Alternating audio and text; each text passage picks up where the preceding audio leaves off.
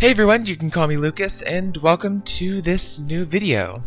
This video is going to be different than the rest of my videos, because I won't be focusing on Diptoman or other games. I just want to talk about my games posted for the MechJam. So a little while back, MechJam V just ended, and it was a lot of fun. I really enjoyed it, and so I thought it'd be fun to talk about my experience with both MechJam V and last year's MechJam, MechJam IV, just because it was fun, and I thought you guys might like to hear me talk about it. So for a bit of background and context, the MechJam is a series of game jams hosted by Luke Herbert, who's known as Dungeon on itch.io. The jams are 2-week-long jams, with an extra week dedicated to playing and rating each other's games. Luke also hosts a live stream of every game afterwards, which is a lot of fun to watch. So my entry for MechJam V was a game called Drifter. It's a survival game with a focus on exploration, featuring the player piloting a mech suit through space, trying to manage their gas and health resources, and finding a colony to get back to civilization, all the while fighting off space pirates. I wanted to do something new with this game. With the story, I wanted to do something different than what I did for MechJam IV, which I'll talk more about when we get to that part of the video. Before even going in, I knew I wanted the game to take place in outer space, just away from the normal world. I had this idea of the player character kind of wandering through the depths of space, searching for a colony that they can kind of call home in a way. There was much more that I was going to do with this idea. I was going to make different types of colonies and different types of locations that the player can choose to stay in, but due to time constraints I wasn't able to fit all this in. What made me want to choose a survival game were the games that my friends were playing at the time.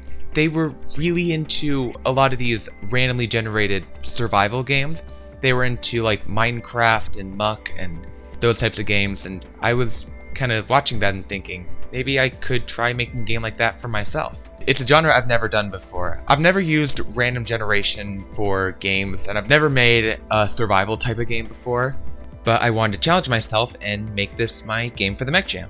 I kept using Danmaku elements because it's an easy game genre to use and develop. But other than that, everything else was new territory for me. I tried doing a different art style with more of a focus on shading. I also tried experimenting with the Danmaku genre. I experimented with using the mouse pointer to aim and having a velocity system. Some of it worked, some of it didn't.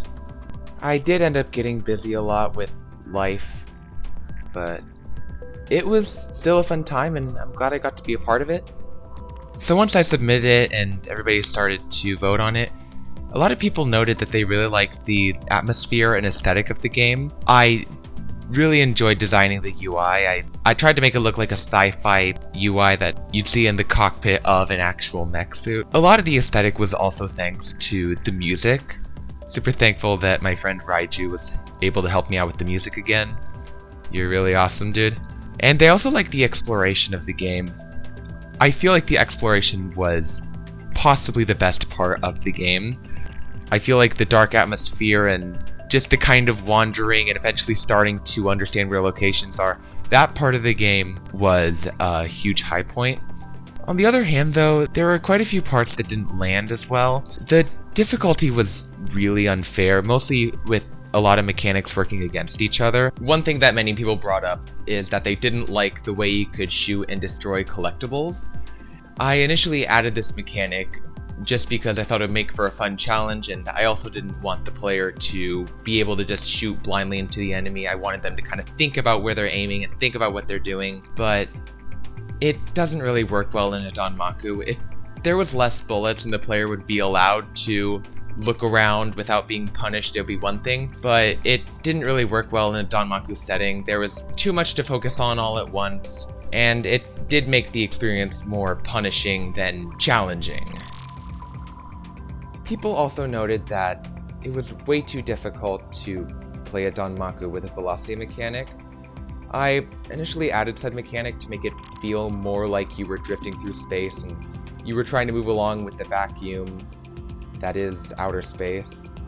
I thought it'd be fine to add it into the battles too, to make it feel more like an outer space battle, but with the Danmaku genre though, you have to be way too precise with dodging bullets and finding the right way to sneak in between them, and it just made everything way more difficult than it had to be.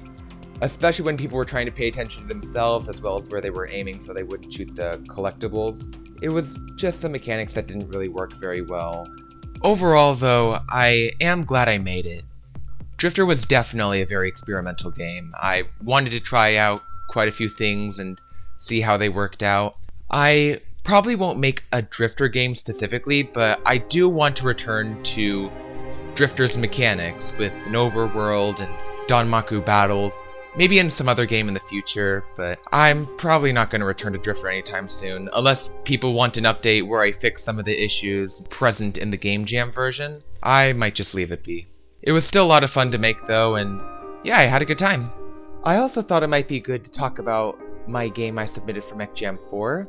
MechJam is a series of game jams, and I've currently only participated in 2 of them so far, MechJam V, which was this year, and MechJam IV, which was last year, but I never really talked much about my MechJam IV game, REPURPOSE, so I thought this would be a good time to do so. REPURPOSE is a tactical RPG that I made in a team, with my friend Maya and Raiju, who at the time was named Drazel Anachain. When we were making it, we were really big fans of the Persona franchise at the time, and we wanted to try out making an RPG for ourselves. That may have also affected some of the plot beats that we kind of had, where the game was set in some normal everyday town, and you were playing as some normal everyday student going to some big school and finding some cool superpower that you get to use. I did have the idea of the protagonist Creo beforehand. I didn't really know what I was going to use him in. He was just kind of a character that I sketched out, and then the MechJam started and we all wanted to join it, and so Creo was used for that game. We were going to have a huge story where all these people were becoming robot avatars, and then all of them got hacked, and Creo had to become a mech and figure out how to stop it along with his friends and family to save the world. It was a pretty fun story to write, but we never got to put it all into the game. We didn't do very good on time. We were too busy trying to figure out how to make the tracking work and how to make the enemy AI work. So when it was time for the development to wrap up for the jam, I took the 1 chapter that we had finished and I submitted that. And so after 2 weeks of development, it was time for people to come and look at the game jam. And when people reviewed REPURPOSE, they said they really liked it. They liked the presentation the most, and to be honest, that's probably my favorite part. The music that Raiju was able to supply us was really good. It really helped make the game feel good. I also really like the way the battle looks. The nice background, the pixel art, and the metallic looking UI looked nice. And even the pre-battle instructions looked nice too. I was really hoping to add more battles, which we had a few prepared for future chapters, but none of them ever really came to light. However, people noted that it was short, which I definitely agree with. There was definitely meant to be so much more, and kind of sucks that we weren't able to get it all in.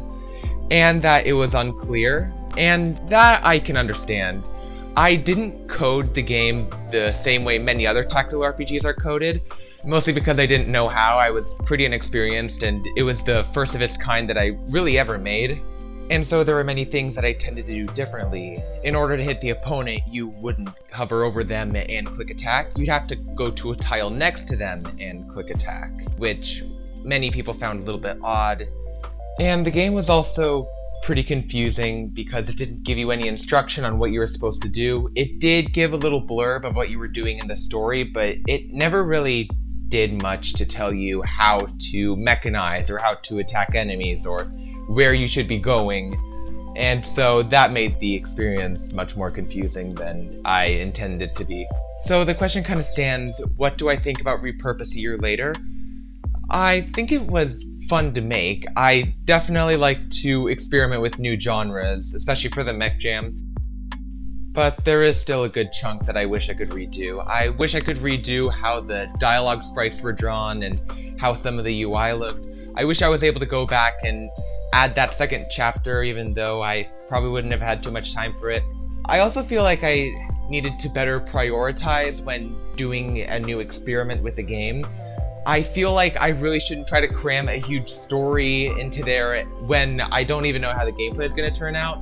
That was kind of my mentality going into Drifter. I wasn't going to focus on story. The most I'd really be doing is descriptions and environmental storytelling. But with Repurpose, I just tried to cram way too much into such a small project in such a small amount of time, and it turned out how it was. So it was fun to make. I'm glad I made it, but I'd probably change a few things. Maybe I'll go back to the story in a different genre or in a different way. I just don't think the gameplay really would have fit the story all too well, and I feel like if I did make another tactical RPG, I'd definitely have to change a few things from Repurpose. I still want to emphasize though how much I've enjoyed the MechJam both times I've been a part of it. Both of them were really fun. When I first joined, I was planning on joining MechJam 3, but I didn't have time at that point in life, and so I saw the ad for MechJam 4 and I'm like, heck yeah, I wanted to do this. And so I called my friends, asked if they were interested, and they were. So we made a game and submitted it, and we had no idea that there was going to be a live stream, but as soon as I found out, I started watching, and somehow, by some stroke of luck, when I started watching, they played my game and I lost my mind. It was a really fun experience, and it's really cool that Luke Herbert does that with all of his game jams. And if you're looking to get into a game jam, I'd highly suggest you try it. Luke Herbert has really cool game jams, and I highly suggest you try one of those, but even without it, you can check out any game jam on itch.io and find one that works well with you and your schedule and your interest. It's a fun time to make a game, try something new, get to know new people, maybe find a new favorite game for yourself, and just overall have a good time. But that's all for this video. Thank you guys so much for watching. I'll link the MechJam down below so you can check out some of the games that were submitted. There's some really good ones that you can try out on your browser, and I'd highly recommend you give some of them a try. Thanks again to Luke Herbert and everybody else who was part of the MechJam for making the experience such a fun time, and thank you again for watching. I hope you have a great day wherever you go.